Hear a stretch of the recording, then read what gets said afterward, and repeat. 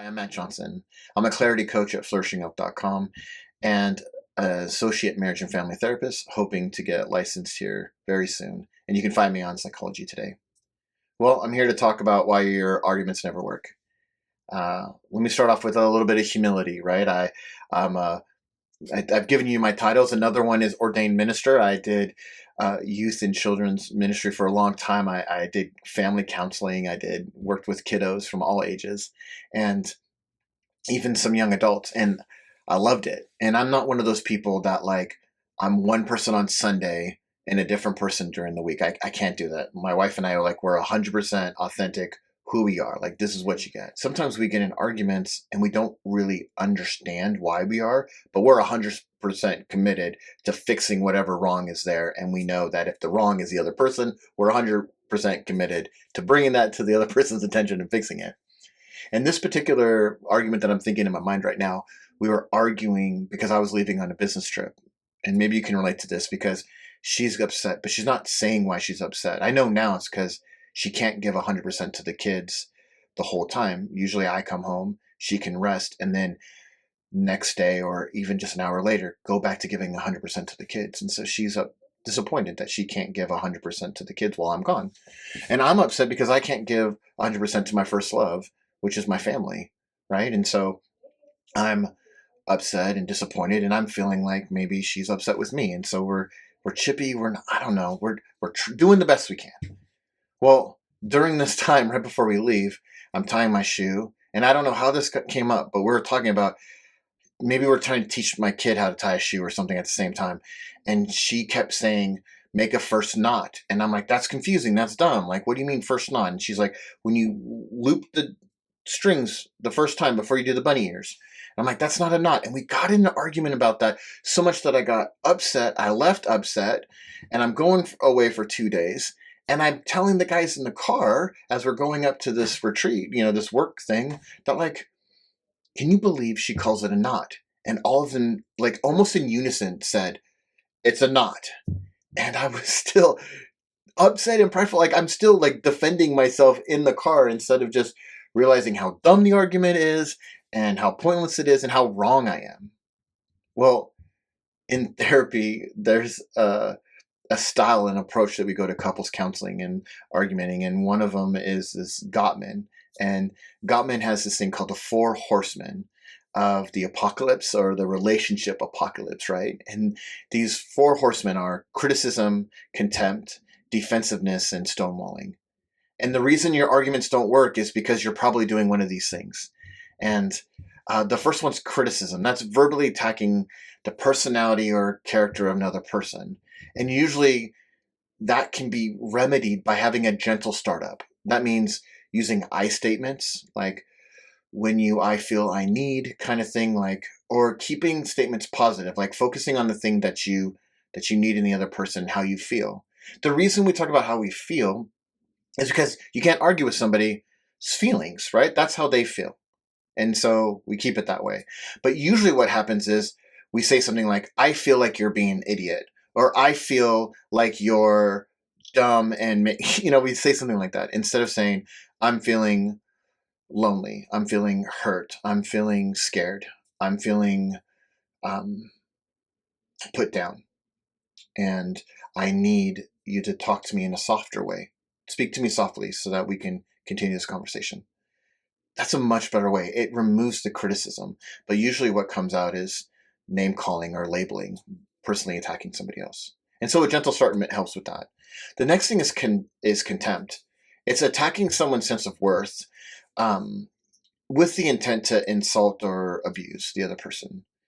And the way we get through that is by building a culture of appreciation. In the argument that I was sharing about the knot, the contempt was feeling can be self-inflicted. I'm not able to give 100%, it's your fault. Or I'm not able to do this and I'm beating myself up. I'm not a good mom. I'm not good enough at this. I'm dumb. I'm always in an argument. I'm not as smart as the other person. And so we start building up this monster across from us. But when we do that, we end up focusing on the negative, and that's the way our brain is. Our brain is like Velcro to a problem. It loves to just wrap around it and try to solve it. And one of the easiest ways is to blame others. And when our arguments aren't working, then we get in contempt and we say the other person's ridiculous. We're using criticism, right? And the way to break that up is by focusing on the positive. It's a lot harder for our brain to hold on to or store the positive things, because it doesn't feel in danger when those things are going on. When we feel in danger, we panic, we get overwhelmed, we want to solve it. So by building a culture of appreciation can help us. And that can be really easy. In couples counseling, it can be a really easy thing to say that I like one thing about you, but because we have the criticism and the contempt, it can just be the hardest step. So sometimes the first thing can just be like, I love the way you take care of the kids, or thanks for cleaning the house, or making me coffee, or I like the way you giggle. Can just be a way of building a culture of appreciation. Uh, the next reasons your arguments are like you suck at arguing is defensiveness. And this is when you victimize yourself to ward off perceived attacks or to reverse the blame. And really what's happening here is that you can't take responsibility for your partner's perspective of things. Now, I want to be clear. The other person has a truth. They have a perspective. And I'm not talking like in the political way that we use it. I'm talking about the other person has seen and experienced something and they want to feel heard and understood. And so if there's something in what they're saying that we can take responsibility for, we don't even have to apologize. Just that we heard what they had to say can make it easy. So if I would have said something differently, like, I hear what you're saying. Like when I leave on business trips, it puts you in a really difficult spot and you're not able to care for the kids 100% and you don't feel like you can get the rest that you need because you want to go, go, go. If I can say that, I didn't apologize at all. I just took responsibility for holding that space and hearing her out. And sometimes that can diffuse things super well. But usually what happens is we already got the next argument loaded and we're just waiting for the other person's lips to stop moving. We're not even listening. And we get this defensiveness. And the bummer with defensiveness is it always puts you against the other person every time. And that's not how marriages work. That's not how partnerships work. That's not how dating works. Like, you cannot get along with the other person if you're not doing it together. Right? And that's why conflict is so difficult sometimes, because we feel for a moment, for a season in our marriage, that the other person is not for us. And we got to change the way we do that. And one way is just taking responsibility and allowing another perspective to exist. Lastly, it's called stonewalling. Stonewalling is when we withdraw from conflict to convey disapproval, distance, or separation. I call it like putting somebody on timeout. And stonewalling is basically when the other person has checked out and they're avoiding they're flooded.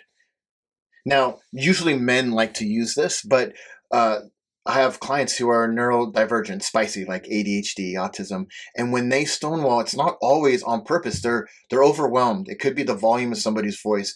It could be the circumstances around it or the environment that they're in, and they're done. And then the partner feels like they're stonewalling and they get upset. And so the best way to do that is when you see stonewalling, the other person checked out, is to give space to the other person or ask for space. It could take 20 minutes, but also we've found out that some studies for men or for people who get flooded, neurodivergent, it could take up to 2 hours. Now, I'm not saying 2 hours, let them scream and rant and rage and you sit in the room. No, I'm saying go to a different spot and not have the conflict in your head. Don't go off to build more arguments. Go off and distract yourself. And usually what happens after 20 minutes, like go mow the lawn, go to the gym, talk to a friend, or just sit and do box breathing. Like just get your heart rate down. You'll find that like wisdom comes back to your mind and context comes back and you don't have that argument anymore. Well, those are why your arguments don't work. It's because of criticism, contempt, defensiveness, and stonewalling. And I gave you the antidotes, right? When you begin an argument, be gentle, use I statements, and talk about your feelings, right? Build a culture of appreciation. This happens before an argument, after an argument, during an argument. Find something that you can love about the other person and appreciate about it, right? This is a moment in time. It's not forever, right? Take responsibility. Allow space for another person to have a perspective that's different than yours. I'm not saying that you have to take blame. I'm not saying you have to apologize. Just hold space for that person. Take responsibility. And the last one is find a positive way to self-soothe when you're flooded, when you're overwhelmed. And that could take 20 minutes. And don't just leave the room. Oh, Matt said I can leave. Don't put the other person on timeout by leaving and not telling them where you're going. Say, I need 20 minutes. Can we have this conversation? Can we have this conversation in 2 hours? I will come back and we'll talk about it. I hope you found this helpful. My name is Matt Johnson. I'm a clarity coach at flourishingoak.com. I am an associate marriage and family therapist. Going to get licensed soon. You can find me on Psychology Today. Have a good day.